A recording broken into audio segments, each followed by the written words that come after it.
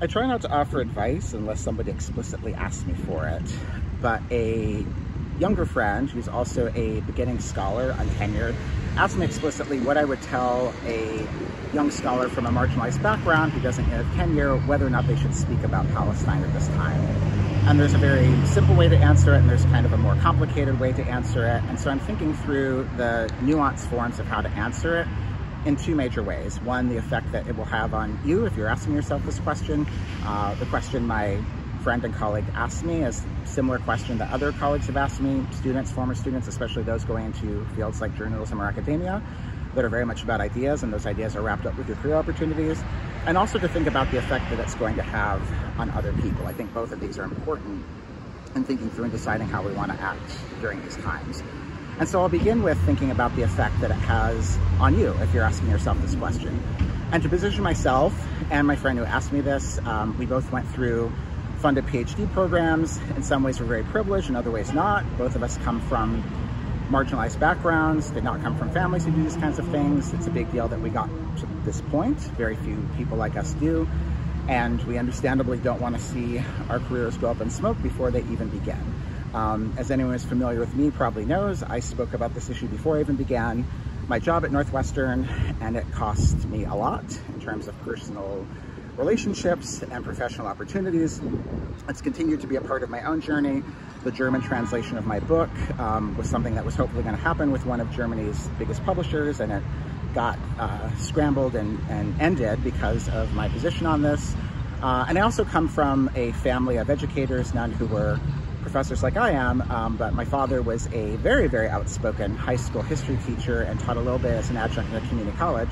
And he never became principal of the high school as he wanted to.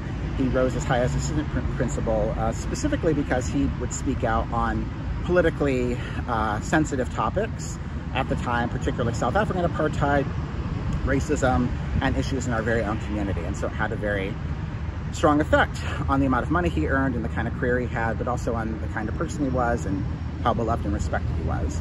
So as you think about these decisions, first think about yourself. And if you speak out on things that are politically sensitive or unpopular, sometimes that are popular but not with the people in power, it will have a material effect on your life. That could be deleterious. You might not get opportunities that you would have otherwise.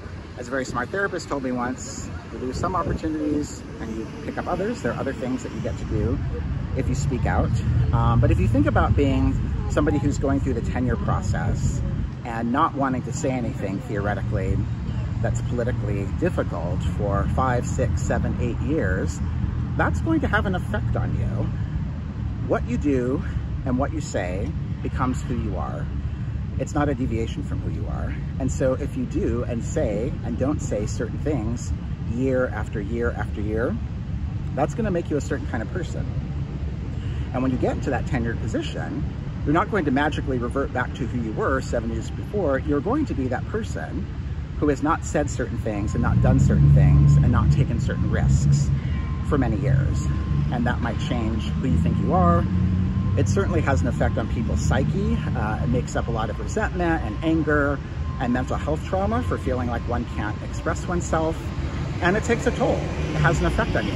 Speaking out can have an effect on you. Not speaking out can also have a very deleterious effect on you.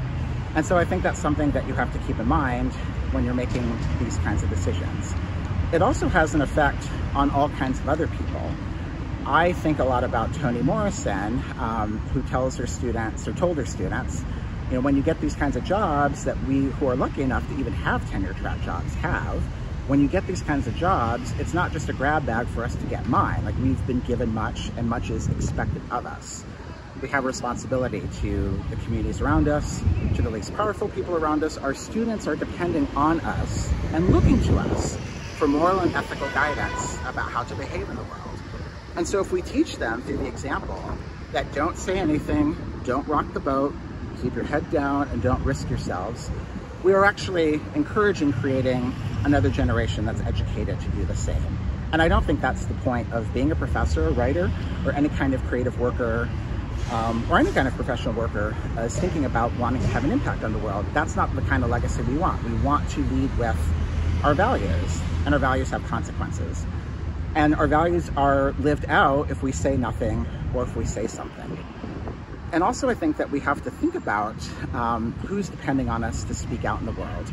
And there's this question that I often hear people ask: I'm just one person, I'm just one untenured professor, I'm just one adjunct professor, I am a contract worker, my one voice is not going to make a difference, so why should I put myself on the line?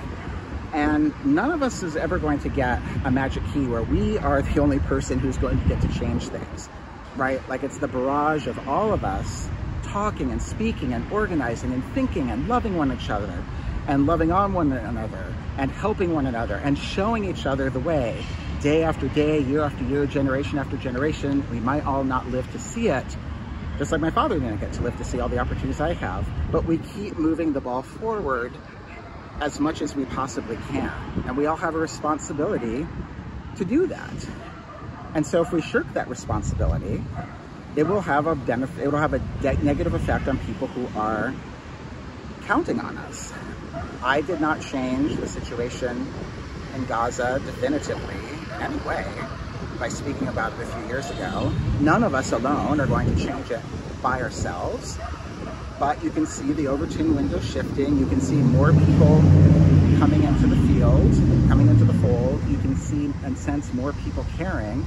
And before their internet was cut out and before their electricity and water were taken away, I've gotten very beautiful emails from people in Palestine thanking me for speaking out for them in ways that make me teary to even think about, thanking me for even just recognizing they're there.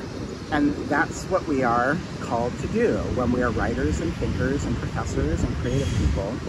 We are called to talk and hear one another and to be in conversation with one another and to speak up in love for each other, even when we can't change the conditions by ourselves. Our act of even acknowledging one another is a small act of loving, nonviolent resistance that we can give to each other and give to the world.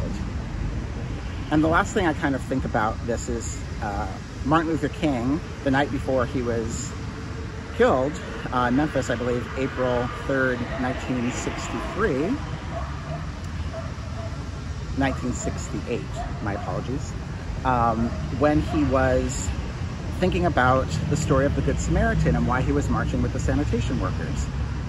And King said he could worry about what was going to happen to him if he marched with the sanitation workers, which there was a court order injunction against, which most of the country was against at that point. King had been against the war in Vietnam for more than a year. He was on the outs with white America, Democrats, Republicans, the Democratic Party establishment, even a lot of Black America and Black civil rights leaders. He was very much on the outs.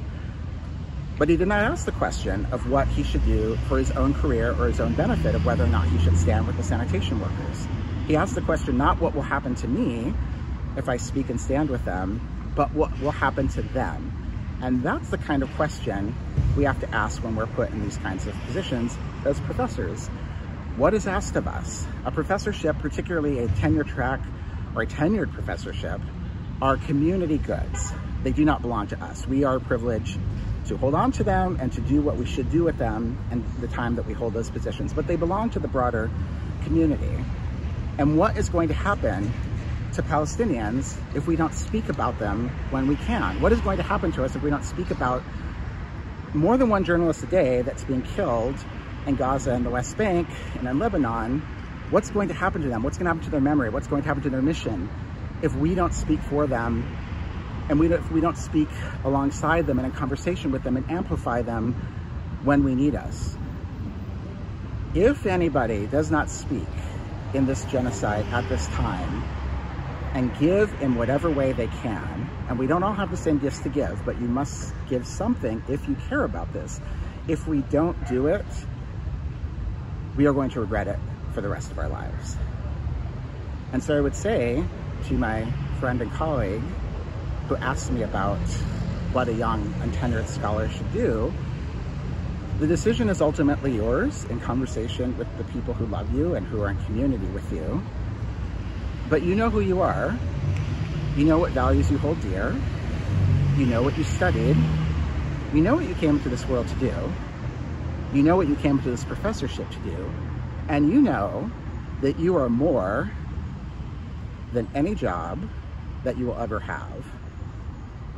And whatever way that you act will reflect your values and what is important to you.